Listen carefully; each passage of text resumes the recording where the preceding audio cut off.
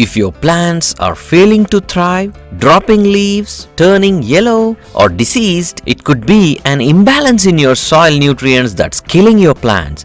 In today's episode, let's look into a list of 15 most useful and powerful organic or natural fertilizers that can bring a revolution in organic gardening if used properly. We'll also learn how to use these and also show you some organic fertilizers you have never heard of before. And finally, we'll show you how to make a cocktail mixture out of this for ease of application and calculate the final NPK value of this powder.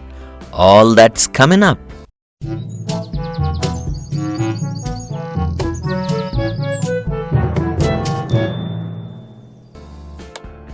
Let's start with a brief introduction and basic concepts before we list out the fertilizers. Please do not skip this information. Well, we all know that the major nutrients or macronutrients found in fertilizers are nitrogen, phosphorus and potassium, that is NPK, and each fertilizer has a ratio of these nutrients mentioned on the labels. This NPK ratio is very important to decide what you want to achieve from your plants. Nitrogen is required for growth of foliage, that is leaves of the plant. Phosphorus is required for strong root growth and flowering and fruiting. Potassium helps regulate important functional processes in a plant and makes the plant healthy. The minor trace elements or micronutrients are also important and include iron, boron, chlorine, manganese, zinc, copper, sulfur and many more. We also note that the use of chemical or synthetic fertilizers is harmful and hazardous to all living organisms on earth. On the other hand, we also know the benefits of using organic fertilizers. Having said that, now let's list them one by one with few important points on each of them and how to use them. Please watch it till the end, and by the end of the episode I bet you will be really amazed to know so many organic options for fertilizers and many non-animal substitutes for vegan gardeners. On number 1, cow dung manure. This has been the universal fertilizer since ages. Not only cow dung, you can also use horse dung, goat dung and so on. But remember, it has to be fully decomposed to be used as a fertilizer. Generally, it has a NPK ratio of 2, 1 and 1 plus or minus 0.5, and this has a decent amount of all three major nutrients. Apart from mixing it in your potting soil in about 30% proportion, generally a handful of cow dung once every month or twice a month is good enough for most flowering and fruiting plants. You can find a detailed video on cow dung tips and tricks from a link in the description below. On number 2, vermicompost. This is nothing but earthworm poop or earthworm castings. Generally, it has an NPK ratio of 2, 1 and 1 plus or minus 0.5 and can be used as a substitute for cow dung manure or a mixture of both. Apart from mixing it in your potting mix in about 30% proportion, generally a handful of vermicompost once in a month or even twice in a month is good enough for most flowering and fruiting plants. On number 3, blood meal. This fertilizer is created using powdered animal blood. Generally, this has an NPK ratio of 12, 1.5 and 0.5. This means it's high in nitrogen and low in other elements. And one more important point to remember while using blood meal is it's highly acidic and overdose can cause fertilizer burn, which usually happens with chemical fertilizers. But the advantage of using blood meal is it's highly fast acting like the chemical fertilizers and can be used to quickly heal ailing plants with nitrogen deficiency. Add half to 1 teaspoon near the roots of the plant and water the plant, and you should see the results within 2 weeks. On number 4, fish meal. As the name suggests, it's made from fish and fish bones. Generally, it has an NPK ratio of 5, 2 and 2 or maybe different depending on the company label. This too is fairly fast acting fertilizer similar to blood meal. And apart from nitrogen, it has decent amounts of phosphorus and calcium as well.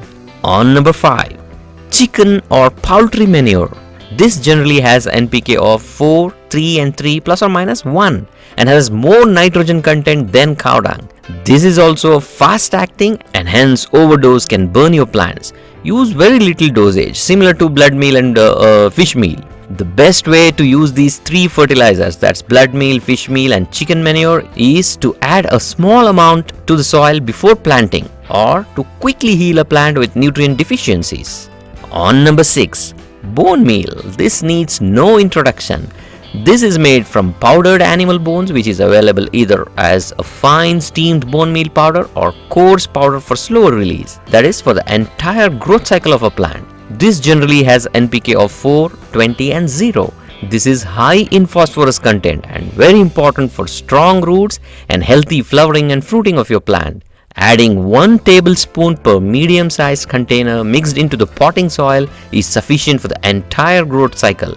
On number 7, rock phosphate. This is a vegan alternative to bone meal with high phosphorus content with NPK of about 0, 20 and 0. You can either add this while you are making your potting mix, 1 tablespoon mixed with a potting mix volume of a 12 to 15 inch container, or use 1 to 2 teaspoons once in about 3 months per plant if the plant is already in the soil or potted. On number 8, seaweed. This fast-acting fertilizer is available for free along most coastlines. Its NPK is about 2, 1 and 4. It's high in potassium. It also has plenty of micronutrients like zinc and iron. Seaweed is considered highly beneficial to the plants that need high levels of potassium. Commercially, it's available as either ZYME granules or seaweed liquid extract, which also contains humic acids, fulvic acids and other essential amino acids. You can add half to 1 teaspoon per plant once in a month to nourish them with the seaweed nutrients.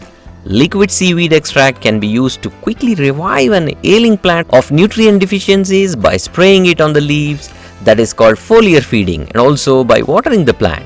The dosage is 10 ml per liter of water. Make sure you spray more on the underside of the leaves because the stomata or the openings are more in number on the underside. On number 9, humic acid and fulvic acid. These are rather growth enhancers and the final breakdown constituents of natural decay of plant and animal materials. Humic acids are an excellent natural and organic way to provide plants and soil with a highly concentrated dose of essential nutrients, vitamins and trace elements. Humic acids chelate complex compounds into simple molecules so that they are suitable for plant absorption. This reduces the fertilizer usage by about 30% and increases flowering fruiting by more than 70%. So, how to use this? The dosage is 1 teaspoon per liter of water. Mix it well and water 1 cup, that's about 250 ml of it per plant. If you're using liquid, then add 3 ml of it per liter of water and then water your plants. You should see the results within 2 weeks. On number 10, organic micronutrient granules. This type of fertilizers contain both major NPK nutrients and micronutrients like calcium, sulfur, zinc, copper, iron, boron, molybdenum, manganese, chlorine and so on. You can add about 1 teaspoon of it per plant once in a month. You can watch a detailed video on various micronutrient deficiency patterns from a link in the description below. On number 11, neem cake and neem cake powder. This is both a good organic fertilizer as well as a good soil pesticide. It's actually the leftover product after neem oil extraction. Any cake for that matter is a leftover product. You can mix about 10% of it while preparing your potting mix to avoid soil pests. You can also sprinkle it around your existing plants to get rid of soil pests. You can also make a liquid fertilizer or neem cake tea by adding 1 handful per liter of water and allowing it to brew for at least 24 hours and then water your plants directly or by further diluting this water. On number 12, mustard cake and powder. This is another natural source of NPK and increases flowering in plants. The use is similar to how we discussed for neem cake powder.